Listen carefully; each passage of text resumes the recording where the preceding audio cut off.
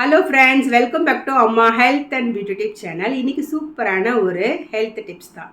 குழந்தைங்களுக்கு வந்து தொடர்ந்து இருமல் இருந்துகிட்டே இருக்குன்னு வச்சுக்கோங்களேன். இந்த டிப்ஸை நீங்கள் பயன்படுத்தலாம். இந்த டிப்ஸை தெரியறதுக்கு முன்னாடி நம்ம சேனல் நீங்கள் சப்ஸ்கிரைப் பண்ணிக்கோங்க. பக்கத்தில் இருக்க பெல் பட்டனை கிளிக் பண்ணிக்கோங்க.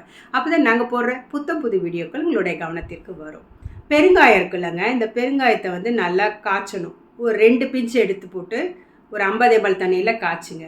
கொஞ்சமாக வற்றினோடனே அந்த தண்ணியை அப்படியே செட்டில் டவுன் பண்ண வைங்க. மேலே இருக்க தண்ணியை மட்டும் ஒரு எடுத்து 2 ஸ்பூன் 3 ஸ்பூனு குழந்தைங்களுக்கு கொடுத்துட்டு வந்தோம்னா தொடர் இருமல் குணமாகி ஆரோக்கியமாக இருப்பாங்க. அது மட்டும் இல்லைங்க, எலுமிச்சை சாறு தேன் ரெண்டுத்தையும் எடுத்து நல்லா மிக்ஸ் பண்ணிவிட்டு அதை குடிச்சு வந்தாலும் இருமல் போயிடும்.